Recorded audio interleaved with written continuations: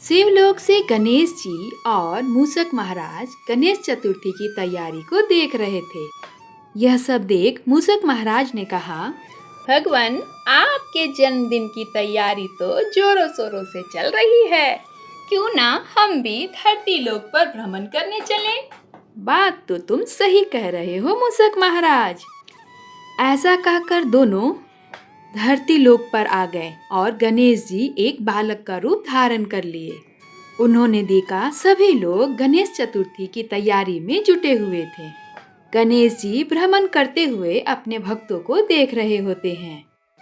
चलते चलते उनकी नजर एक रोती हुई बच्ची पे पड़ी। उन्होंने कहा, क्या बात है, तुम क्यों रो रही हो? आप कौन हो? मेरा नाम विनायक है। वह चूहा को देखकर डरने लगी। डरो नहीं, यह मेरा दोस्त है, यह तुम्हें कुछ भी नहीं करेगा। लेकिन पहले तुम यह तो बताओ कि तुम क्यों रो रही थी? मेरा नाम नूतन है। मैं अपने भैया भाभी के साथ रहा करती थी। अभी कुछ दिन पहले गांव में बाढ़ आया हुआ था। बाढ़ के कहर में मैं तो बच गई, लेकिन मेरे भैया भाभी न जाने कहां बहकर चले गए। मैं अपने घर में गणेश जी को लाना चाहती हूँ। मेरे गणेश जी मेरे भैया भाभी को मुझ तक जरूर लेकर आएंगे। मुझे अपने गणेश जी पे पूरा विश्वास है। लेकिन मेरे पास इतने पैसे ही नहीं हैं कि मैं गणेश जी की मूर्ति खरीद सकूं और उनका भोग बना सकूं। यह देखो, मेरे गुल्लक में तो इतने ही पैसे हैं। गांव में लोगों के घर में थोड़े बहुत काम कर मैंने इतने पैसे जमा कर लिए थे। लेकिन इतने पैसे में मैं कहां से मूर्ति लाऊं और कहां से उनका भोग लगाऊं? जितना मैं जानता हूँ, भगवान तो भाव के भूखे होते हैं, अच्छे अच्छे पकवानों के नहीं। नूतन, क्या मैं और यह मेरा दोस्त कुछ दिनों के लिए तुम्हारे घर रह सकता है? मेरा अपना कोई घर नहीं है। इसके बदले मैं तुम्हें गणपति जी को घर लाने और पूजा करने में सहायता करूँगा। नहीं नहीं, इसकी कोई आवश्यकता नहीं है। आप बिना सहायता किए भी मेरे घर में रह सकते हो। नहीं, अगर तुम मेरी सहायता लोगी तभी मैं तुम्हारे घर में रहूँगा। ठीक है, आप मेरे गुल्लक के पैसे भी लेकर जाना। और हाँ, जब तक मैं आपके सारे पैसे चुका न दूँ, आप यहाँ से नहीं जाना। अब इन सब बातों को छोड़ो, आज गणेश चतुर्थी है। तुम जल्दी से घर की साफ सफाई करो। मैं गणेश जी की मूर्ति लेकर आता हूँ। विनायक जी, मैं भी चलूँ ना आपके साथ? नहीं, मैं आता हूँ मूर्ति लेकर। तुम नूतन की सहायता करो घर की साफ सफाई करने में। ठीक है विनायक जी, जैसा आप कहें। यह सब सुन नूतन खुशी के मारे झूम उठी। हमारे घर गणेशा आने वाले हैं। चलिए चूहा महाराज जी, हम दोनों मिलकर घर की सफाई करते हैं। इधर गणेश जी घर से बाहर आकर अपनी शक्ति से गणेशा जी की मिट्टी की मूर्ति, कुछ फल और पूजा की सारी सामग्री उत्पन्न करते हैं। इधर नूतन और मूसक जी दोनों मिलकर घर की साफ सफाई अच्छे से करते हैं। नूतन की नजर जैसे ही गणेश जी की मूर्ति के ऊपर पड़ती है, वह बहुत खुश हो जाती है। अरे वाह, कितने सुंदर हैं हमारे गणेशा!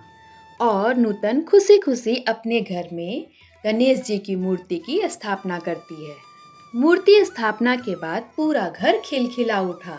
विनायक भैया, आज आपकी वजह से मेरा यह घर कितना सुहासित लग रहा है और मेरे घर में गणेशा जी आ गए। अब सब कुछ अच्छा होगा। यह सब आपके कारण ही हो पाया विनायक भैया।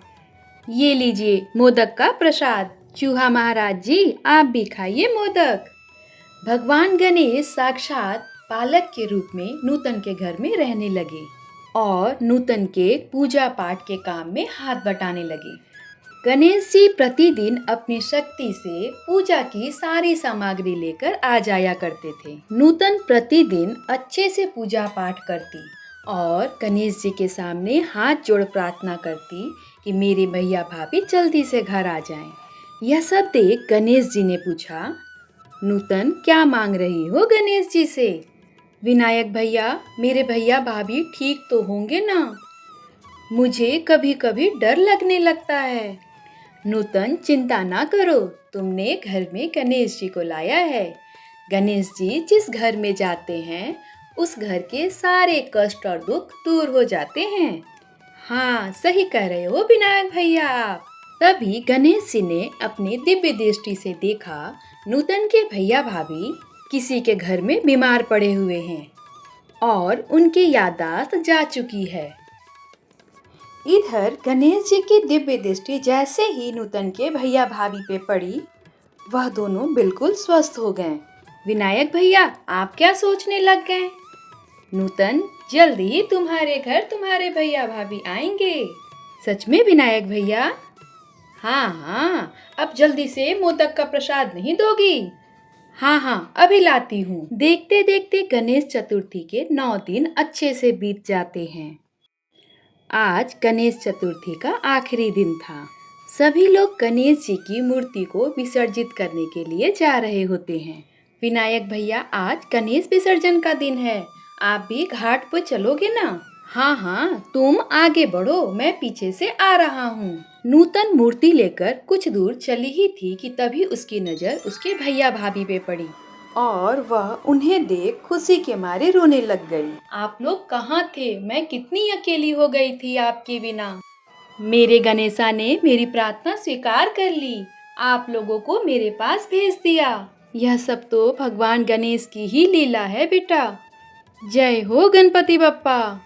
नदी में गणेश भगवान की मूर्ति विसर्जन करने के बाद नूतन और उसके भैया भाभी जब घर आते हैं, विनायक को घर में न पाकर नूतन कहती है, भैया भाभी पता नहीं विनायक भैया कहाँ गए, उनके कारण ही मैं गणेशा को अपने घर ला पाई। नूतन उन्हें सारी बातें बताती है और उनकी कृपा से आप लोग घर आ गए। तभी नूतन की नज़र उस जगह पे पड़ी जहाँ पर गणेश जी की पूजा हुई थी। वहाँ पर उसने देखा बहुत सारे हीरे और जवाहरात पड़े हैं।